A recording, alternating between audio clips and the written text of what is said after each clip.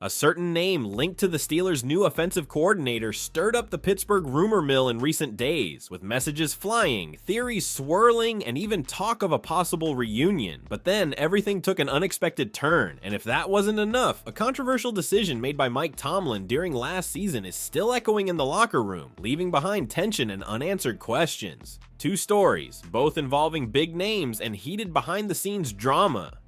Intrigued? Then go ahead and hit that like button to stay in the loop.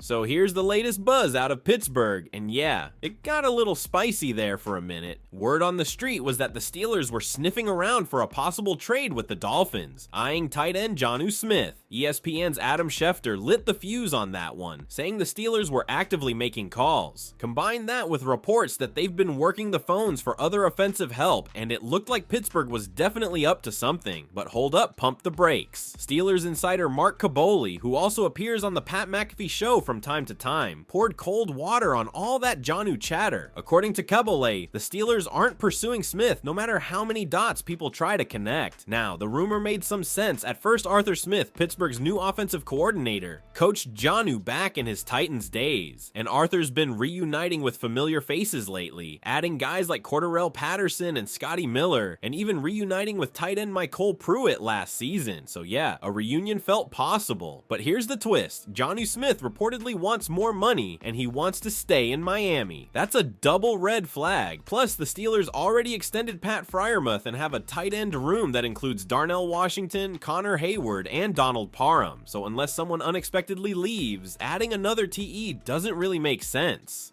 That said, Pittsburgh is still looking to add some offensive firepower, but it seems like they're more focused on wide receivers, especially with George Pickens possibly on the trade block. Some of the names making the rounds in the rumor mill? Kyle Pitts from Atlanta, which would be wild, and Trey Palmer from Tampa Bay. Bottom line, the Steelers are cooking something up, but they're not in a rush. With OTAs in full swing and minicamp approaching, they've got time before making any major roster decisions. Stay tuned, this story is still developing, so... were the Steelers actually planning this reunion? Drop your thoughts in the comments. But hold on, because the next story brings a decision that still has the locker room divided. Here's the real scoop coming out of Pittsburgh. And yeah, it's got some drama. The Steelers may have blown their shot at keeping Justin Fields, and it all ties back to a key moment during the 2024 season.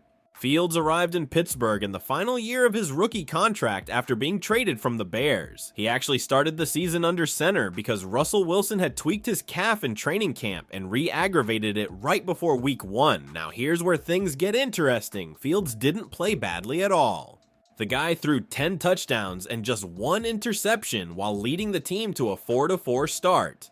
Not elite, but certainly not bad enough to be benched. Still, as soon as Russ was healthy, Mike Tomlin made the call to reinstate him as the starter in week 7, and apparently, not everyone in the building agreed with that decision. NFL insider Albert Breer dropped some bombshells on the Bill Simmons show, saying there was serious internal disagreement about rolling with Russ. According to Breer, plenty of people within the organization believed Fields should have remained the starter, but Tomlin stood firm it was his call. Wilson started off okay, but the wheels came off quickly. The Steelers ended the season on a 5-game losing streak, and Russ finished with a 6-5 record. That whole veteran leadership thing didn't exactly pay off. After leaving the team, Fields kept things professional. He said, "It was a tough situation for me, not one I was super comfortable with, but Coach Tomlin made a call he thought was best. I just focused on getting better in practice."